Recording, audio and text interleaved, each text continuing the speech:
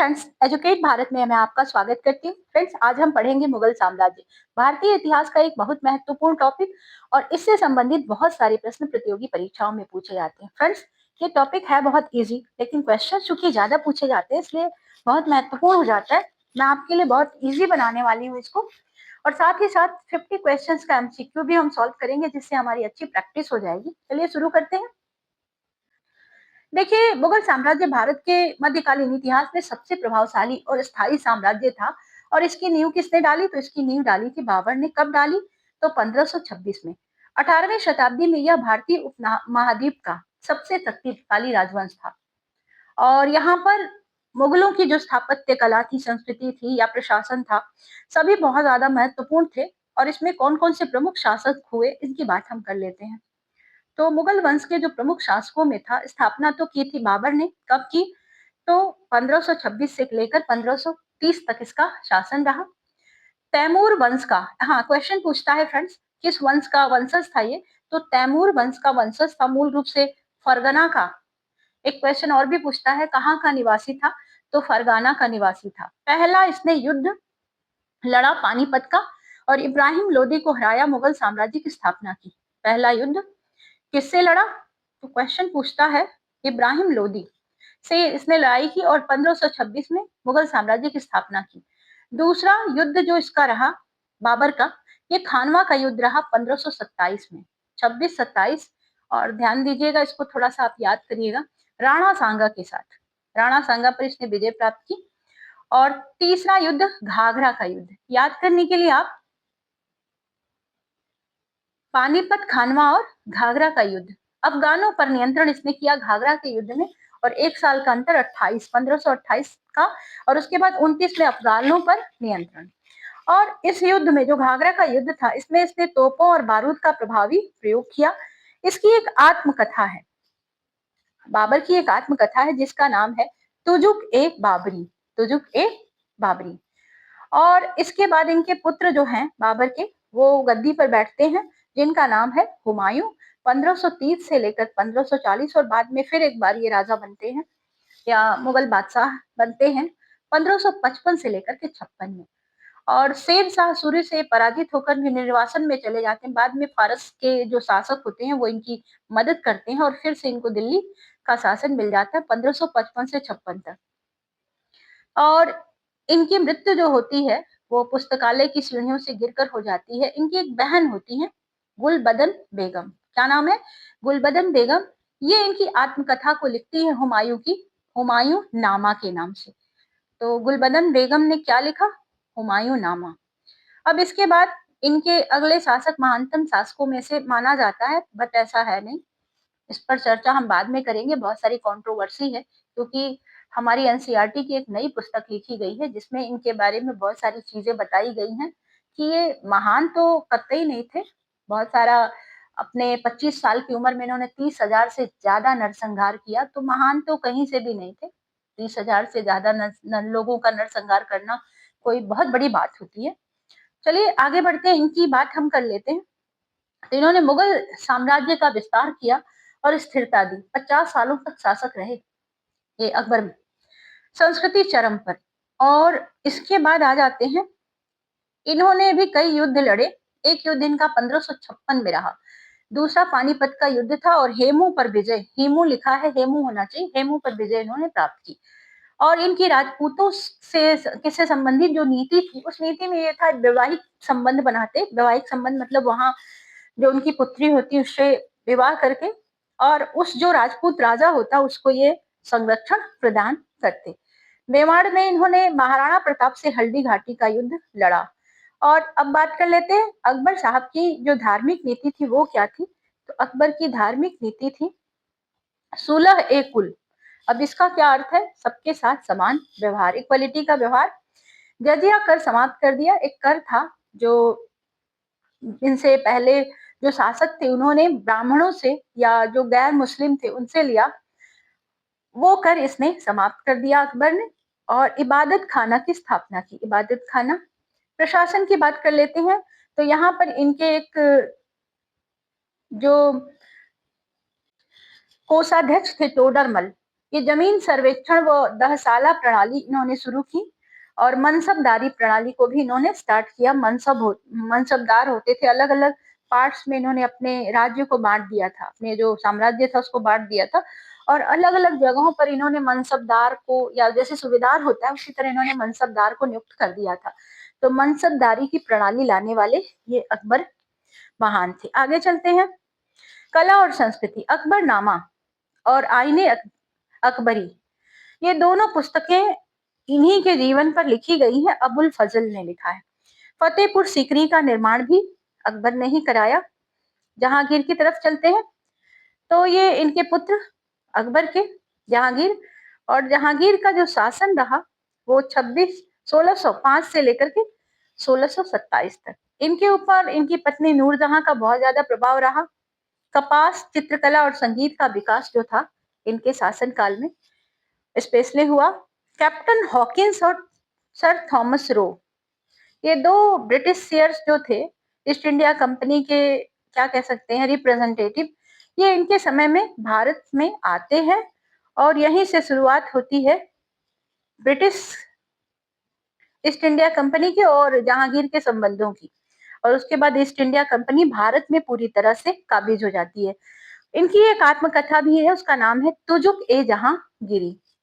इन्होंने अपनी एक आत्मकथा लिखी, तुजुक ए जहांगीरी। अब बात कर लेते हैं मुगल साम्राज्य के अगले शासक शाहजहां के बारे में। तो शाहजहां का शासनकाल कब से कब तक रहा? 1628 से 1658 तक। इंजीनियरिंग और स्थापत्य कला के लिए स्वर्ण काल था, मतलब सबसे ज्यादा स्थापत्य कला का विकास हुआ और इंजीनियरिंग का विकास हुआ। शाहजहां के समय में ही ताजमहल, जामा मस्जिद, लाल किला और एक मयूर सिंहासन बना। इनका शासन जो था बहुत ही सुव्यवस्थित, और लेकिन शाही खर्च बहुत ज्यादा था, राजा के ऊपर होने वाला खर्चा बहुत अधिक था। Next question. अगली बात या अगले शासक हैं हमारे औरंगजेब साहब। बहुत ही क्रूर शासक। बाद में इन्होंने अपने मृत्यु के क्षणों में लिखा भी है कि मैंने बहुत गलती कर दी। ये 1658 से लेकर 1707 तक शासक बने रहे मुगल साम्राज्य के। लंबा शासनकाल रहा और दक्षिण भारत तक विशाल विस्तार। जजिया कर पुनः लागू, दक्कन अभियान में अधिक समय, राजपूतों, मराठों, जाटों और सिखों के विद्रोह इनके समय में ज्यादा हुए, औरंगजेब के समय में। और कठोर धार्मिक नीति से, इसकी जो धार्मिक नीति थी बहुत कठोर थी। इन्होंने मंदिरों को बहुत ज्यादा तोड़ा और साथ ही साथ जो भी गैर मुस्लिम थे उनके साथ औरंगजेब का जो व्यवहार था वो बहुत अच्छा नहीं था। इसी कारण से इनके जो साम्राज्य था वो कमजोर हुआ और यही एक कारण था, धार्मिक उदारता की नीति के कारण थोड़ा सा अकबर के शासन को लंबे समय तक टिका रहा। मुगल प्रशासन की बात कर लेते हैं, किस प्रकार का इनका प्रशासन रहा, एडमिनिस्ट्रेशन। तो इनकी विशेषताएं ये थी, केंद्रीयकृत राजतंत्र, मतलब ये है कि सारी शक्तियां किसमें निहित होती थी, केवल और केवल राजा में या जो सम्राट बादशाह होता था उसमें। मुख्य पद इन्होंने बना के रखे थे, एक वजीर का पद था, वजीर या प्रधान सलाहकार होता था बादशाह का। दीवाने खास व आम, मतलब ये राजा को जो दरबार था उसको हम दीवाने खास कहते थे उस समय। मीर बख्शी, मीर बख्शी जो होते थे ये सैन्य प्रमुख होता था, या इसको सेनापति कह सकते हैं। मीर सामन, मीर सामन कौन होता था? तो राज्य की संपत्ति। सूबेदार, प्रांतीय प्रमुख, अलग अलग जो प्रांत थे उनमें सूबेदार नियुक्त किया गया था। और मनसबदारी प्रणाली की बात अभी हमने ऊपर भी की थी, जो अकबर ने स्टार्ट किया था। तो दो रैंक होता था इसमें, जात, व्यक्तिगत पद, और सवार, घुड़सवार जो होते थे, घोड़े पर सवार, वो भी होते थे। दो रैंक होती थी मनसबदारी की। राजस्व व्यवस्था, मतलब टैक्स वगैरह कैसे लेते थे, तो टोडरमल ने दहसाला प्रणाली स्टार्ट की। इसी समय अकबर के समय में टोडरमल थे। भूमि माप, उत्पादकता का लेखा जोखा ये रखते थे टैक्स में, मतलब कितनी भूमि है किसके पास और उसकी जो भूमि है उसकी उत्पादन क्षमता कितनी है। अब बात कर लेते हैं समाज और संस्कृति की। इस समय का समाज कैसा था? हिंदू मुस्लिम मिश्रित संस्कृति थी, दोनों एक साथ रहते थे। सूफी भक्ति का ज्यादा, आंदोलनों का ज्यादा विकास हुआ। भाषा कौन सी थी? तो भाषा थी फारसी, दरबार की भाषा थी, मतलब जो मुगल साम्राज्य के शासक होते थे उनके दरबार में फारसी भाषा का विकास, फारसी भाषा का उपयोग होता था और उर्दू का ज्यादा विकास हुआ। साहित्य, कौन कौन से साहित्य लिखे गए? तो हमने अभी पढ़ा था अकबरनामा, शाहजहांनामा और कई अकबरी चित्र। चित्रकला में मुगल मिनिएचर, छोटे छोटे मुगल कालीन जो चित्र थे या मुगलों से संबंधित जो चित्र थे वो छोटे छोटे। अब आते हैं स्थापत्य कला, मतलब ऐसी कला जो कि जिसको हटाया ना जा सके। लाल पत्थर प्लस सफेद संगमरमर से बने हुई बिल्डिंग्स आपको दिखाई देंगी और आज भी भारत में बहुत सारी ऐसी बिल्डिंग्स हैं जो मुगल काल में बनी हुई हैं। गुंबद या गोल गोल ऊपर जो बना होता है गुंबद, या मेहराब की शैली, मतलब कैसा बताएं आपको, मेहराब होता है ऊपर लंबा सा बना करके फिर उस पे गोल बनाते हैं, ऐसे, या जाली का प्रयोग, ये सारा प्रयोग मुगल काल की ही देन है या इसी समय प्रारंभ हुआ। अर्थव्यवस्था किस तरह की थी? तो ज्यादातर इनकी जो अर्थव्यवस्था थी कृषि पर आधारित थी, मतलब ज्यादातर फार्मिंग होती थी। कपड़ा उद्योग, जहाज निर्माण, चमड़ा उद्योग ये ज्यादा डेवलप था और इसी से लोगों को आमदनी होती थी या अर्निंग का सोर्स था। हिंद महासागर और मध्य एशिया से व्यापार ज्यादा होता था। कहाँ से होता था? तो हिंद महासागर और मध्य एशिया। हिंद महासागर से लोग जाते थे, इंडियन ओशियन। राजस्व मुख्यतः भूमि कर, राजस्व का एक या टैक्स लेने का सबसे ज्यादा बड़ा सोर्स था, वो था लैंड या भूमि। मुगल साम्राज्य का पतन क्यों हो गया? इसका मुख्य कारण था औरंगजेब की दक्षिण भारत से संबंधी जो नीतियां थी, दक्षिण भारत पर ये कब्जा करना चाहता था और वहां पर इसकी नीतियां जो धार्मिक नीतियां थी बहुत ही कठोर थी। लगातार युद्ध के कारण भी इनकी जो क्षमता थी, आर्थिक क्षमता, वो गिरती चली गई। प्रशासन पर बहुत ज्यादा बोझ पड़ता चला गया आर्थिक रूप से। इस वजह से भी मुगल साम्राज्य का पतन हो गया।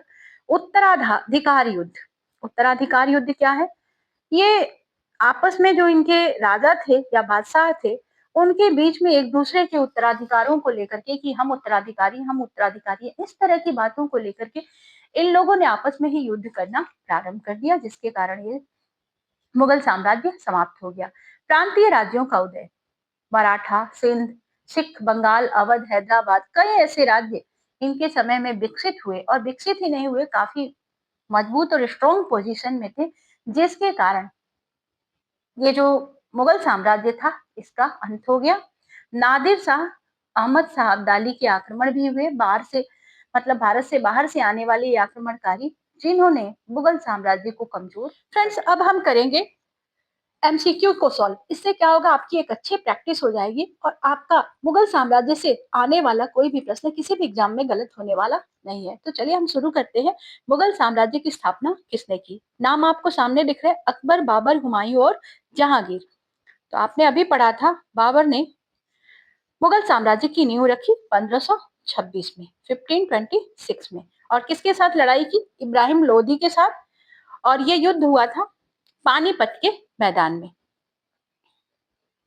बाबर किस युद्ध में इब्राहिम लोदी से लड़ा? तो ये पानीपत की पहली लड़ाई थी जिसमें इब्राहिम लोदी से और लड़ा और जिससे दिल्ली सल्तनत का अंत हो गया और मुगल साम्राज्य की नींव पड़ी। बाबर ने राणा सांगा को कहाँ हराया? तो बाबर ने राणा सांगा को कहाँ हराया? ये खानवा के युद्ध में लड़ाई कब हुई थी? 1527 में। मुगल राजपूतों का यह संघर्ष है और बहुत ज्यादा फेमस है। अकबर ने किस युद्ध में हिंदू सेनापति हेमू को हराया? तो ये कौन सा युद्ध था? पानीपत का दूसरा युद्ध। और कब लड़ा गया? 1556 में, 1556। अकबर की निर्णायक विजय हुई। अकबर की धार्मिक नीति का क्या नाम था? तो इनकी एक धार्मिक नीति थी जिसको हमने अभी पढ़ा, सुलह ए कुल। यह धार्मिक सहिष्णुता पर आधारित नीति थी, मतलब सभी धर्मों का सम्मान किया जाए और सभी धर्मों के साथ एक तरह का बर्ताव किया जाए। 10 साला प्रणाली किसने लागू की? तो 10 साला जो प्रणाली थी, ये टैक्स कलेक्ट करते थे, टोडर मल अकबर के समय में थे और टैक्स कलेक्ट करते थे, भू राजस्व को कलेक्ट करने वाले थे। इन्होंने 10 साला प्रणाली को शुरू किया था।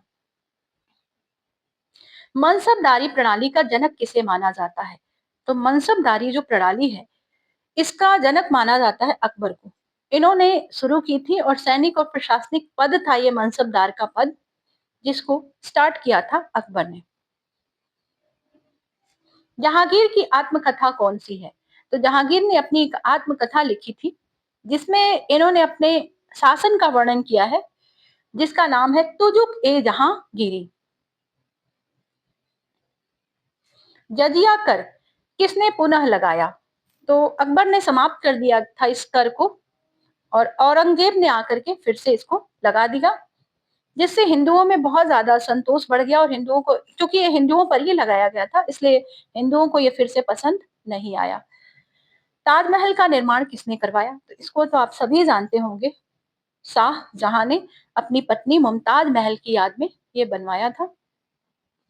फतेहपुर सीकरी किसने बनवाया? तो हमने अभी पढ़ा था, ये अकबर ने बनाया था, और कुछ वर्ष बाद पानी की कमी से इसको छोड़ दिया गया। आगे बढ़ते हैं। फ्रेंड्स, मैं क्वेश्चंस को जल्दी जल्दी करने का प्रयास इसलिए कर रही हूँ क्योंकि आपने अभी पीछे पढ़ लिया है इसको, तो आप भी जल्दी जल्दी करने का प्रयास करें, क्योंकि एग्जाम्स में आपके पास समय बहुत कम होता है। और दूसरी बात और है फ्रेंड, अगर आपको हमारी वीडियो जरा भी अच्छी लग रही है तो हमें एक लाइक जरूर दें, इससे हमें ऐसे वीडियो बनाने के लिए एक मोटिवेशन मिलता है। ठीक है, चलिए शुरू करते हैं। नूरजहां किसकी पत्नी थी? तो नूरजहां जहांगीर की पत्नी थी, और इनका शासन में बहुत ज्यादा प्रभाव था। मुगल साम्राज्य की सबसे अच्छी बात थी कि महिलाओं में नूरजहां का बहुत ज्यादा प्रभाव रहा। शेर शाह सूरी ने किस मुगल शासक को हराया?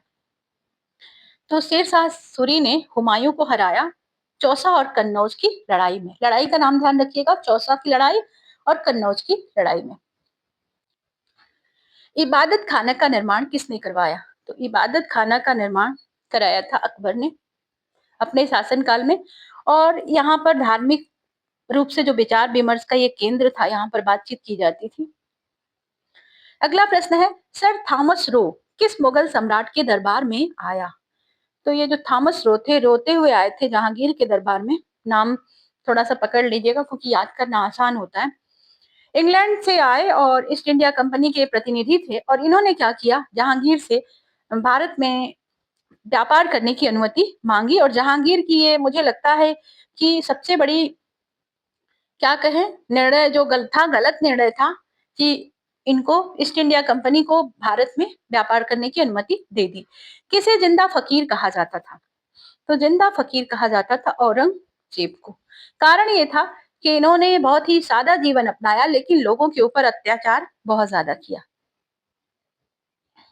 मुगल चित्रकला का स्वर्ण काल किसका था? तो मुगल चित्रकला बहुत ज्यादा विकसित कब हुई?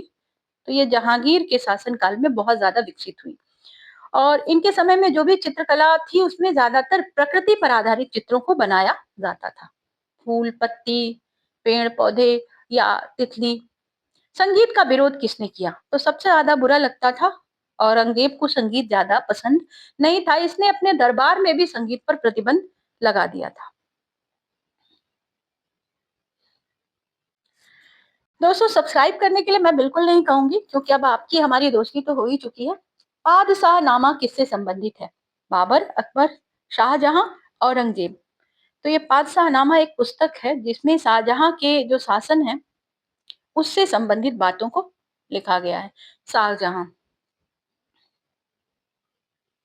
हुमायूं नामा किसने लिखा? तो हुमायूं नामा किसने लिखा है? गुलबदन बेगम। हुमायूं की अपनी खुद की बहन, और हुमायूं के जीवन से संबंधित बातें यहाँ पर मिलती हैं हुमायूं नामा में। अकबर के दरबार में कितने नवरत्न थे? तो नाम से स्पष्ट है, नवरत्न। तो 9 लोग थे, और ये अलग अलग कलाओं में निपुण थे, अलग अलग जो फील्ड थे उसमें बहुत अपने पारंगत थे, अपने अपने फील्ड के। इसमें बीरबल थे, टोडरमल थे, अबुल फजल थे, इस तरह के लोग थे। 9 रत्न को अपने दरबार में रखते थे अकबर साहब। हल्दी घाटी का युद्ध कब हुआ? तो हल्दी घाटी का युद्ध हुआ 1556 छिहत्तर में, 1576, 76, 1576 में। यह युद्ध किसके बीच में हुआ? तो अकबर और महाराणा प्रताप के बीच में। अकबर का जन्म कहाँ हुआ था? तो अक्सर ये क्वेश्चन पूछता है। अकबर का जन्म हुआ था अमरकोट में। अमरकोट के राजा थे, उन्होंने हुमायूं की पत्नी को हुमायूं का उस समय शेरशाह सूरी से हार चुके थे हुमायूं, और इनका निर्वासन हो चुका था। तो निर्वासन होने के बाद इनकी जो गर्भवती पत्नी थी अमरकोट के राजा के यहाँ रहती थी, वहीं अकबर का जन्म हुआ। मैं इतनी सारी कहानी इसलिए बता रही हूँ कि ताकि आपको याद रहे और आप कुछ ना कुछ जोड़ के इसको याद कर लें, क्योंकि याद करने के लिए आपको कहीं ना कहीं से कनेक्ट करना पड़ता है। दीन ए इलाही किसने शुरू किया? तो दीन ए इलाही शुरू किया था अकबर ने। ये एक धर्म था अकबर का, और अकबर ने जिसको चलाया, और एक तरह से माना जाए तो ये धार्मिक सुधार आंदोलन था, जिससे कि सभी धर्मों को इन्होंने बराबरी का मौका या अधिकार दिया। बाबरनामा किस भाषा में लिखा गया था? तो बाबरनामा तुर्की भाषा में लिखा गया था, और बाबर की आत्मकथा इसी भाषा में है। नेक्स्ट क्वेश्चन, अकबर का दीवान ए आला कौन था? अकबर का दीवान ए आला थे अबुल फजल। इन्होंने ही अकबरनामा भी लिखा था अकबर के जीवन पर। अकबर के शासनकाल में सबसे बड़ा कर कौन था? टैक्स। तो भूमि कर, जजिया, नमक कर, जल कर? नहीं, सबसे बड़ा टैक्स जो था वो था भूमि कर, लैंड टैक्स। और सबसे बड़ा आय का यही स्रोत था कृषि, इसीलिए भूमि कर सबसे बड़ा टैक्स था अकबर के शासन में। किस मुगल शासक को शहंशाह एक खिलकत कहा जाता है? तो इनका नाम है शाहजहां। शहंशाह एक खिलकत, कारण यह है कि इनके समय वास्तुकला का सबसे ज्यादा उत्कर्ष हुआ। रेड फोर्ट का निर्माण किसने करवाया, जहां से हमारे प्रधानमंत्री आज भाषण देते हैं, लाल किला? इसका निर्माण 1648 में। कब कराया गया? 1648 में। और किसने कराया? तो इनका नाम है शाहजहां, जिन्होंने ताजमहल का निर्माण कराया। औरंगजेब की राजधानी कहाँ थी? तो औरंगजेब ने अपनी राजधानी को अपने ही नाम पर एक शहर बसाया था, जिसका नाम था औरंगाबाद। और ये दक्षिण भारत में बाद के समय में सक्रिय हो गया साम्राज्य को फैलाने में औरंगजेब। मोतियों की माला किसके द्वारा लिखी गई? एक पुस्तक का नाम है, इसको लिखा जहांगीर की पत्नी नूरजहां ने। नूरजहां। और नूरजहां की ये बहुत ही फेमस रचना है, ध्यान दीजिएगा। अकबर ने जजिया कर कब समाप्त किया? तो अकबर ने जजिया कर 1564 में समाप्त किया, 1564 में। और इसमें क्या था? धार्मिक सहिष्णुता की नीति थी आज अकबर की, जिसके तहत उन्होंने इस कर को समाप्त कर दिया। शाहजहां के काल को किस नाम से जाना जाता है? तो शाहजहां का काल में निर्माण बहुत ज्यादा हुए, इसीलिए इनके काल को निर्माण काल के नाम से जाना जाता है। और स्थापत्य जो कला थी उसका उत्कर्ष इनके काल में बहुत ज्यादा हुआ। बुलंद दरवाजा किसने बनवाया? तो बुलंद दरवाजा अकबर ने बनाया था। अपनी एक विजय था उसी के खुशी में मनाया, या बहुत ज्यादा उत्सव मनाने। हुमायूं की मृत्यु कैसे हुई? हुमायूं की मृत्यु 1556 में, 1556 में सीढ़ियों से ये गिर गए, पुस्तकालय की सीढ़ियों से। पूछा जाता है क्वेश्चन कि कौन से ऐसे शासक थे जिनकी मृत्यु पुस्तकालय की सीढ़ियों से गिरने से हुई? तो हुमायूं। अकबर के शासक बनने पर संरक्षक कौन था? अकबर के शासक बनने पर संरक्षक थे बैरम खान, इनके संरक्षक थे। इन्होंने सत्ता को स्थापित करने में, 13 साल की उम्र में ये गद्दी पर बैठा अकबर, और इनको सत्ता को स्थापित करने में बहुत ज्यादा मदद अगर की किसी ने, तो उनका नाम था बैरम खान। नौबत खाना क्या था? तो नौबत खाना जो था, जहाँ शाही संगीत बजाया जाता था, ये संगीत का घर था नौबत खाना। किस मुगल शासक ने मोती, ये मोती, ये मोती मस्जिद होना चाहिए, मोती मस्जिद नहीं होना चाहिए, मोती मस्जिद। तो ये लाल किले में स्थित सफेद संगमरमर की मस्जिद है, और इसको बनवाया किसने था? तो इनका नाम है शाहजहां।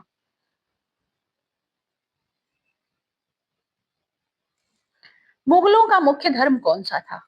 तो मुगलों का मुख्य धर्म जो था, हिंदू तो था नहीं, सिया भी नहीं है, जैन भी नहीं है, सुन्नी इस्लाम मुगलों का धर्म था। अधिकतर मुगल शासक सुन्नी थे। मुसलमानों में भी दो अलग अलग होता है, शिया और सुन्नी, तो ये सुन्नी। दक्कन नीति किस मुगल शासक से जुड़ी है? तो दक्कन की जो नीति है वो औरंगजेब से जुड़ी है, क्योंकि इसने दक्षिण भारत में बहुत सारे लंबे समय तक युद्ध किए दक्षिण भारत पर अपना आधिपत्य जमाने के लिए। अकबर की प्रथम पत्नी कौन थी? तो इनकी प्रथम पत्नी का नाम था रुकैया बेगम। ये अकबर की प्रथम पत्नी थी। बचपन में ही इनका विवाह इनके साथ हो चुका था। किसने अकबरनामा लिखा? तो अकबरनामा को लिखा अबुल फजल ने।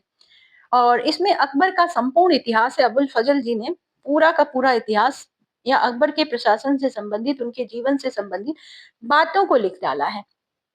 जामा मस्जिद का निर्माण किसने करवाया?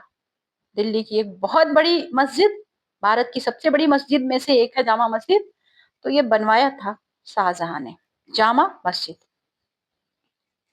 किस मुगल शासक को दार्शनिक राजा कहा जाता था?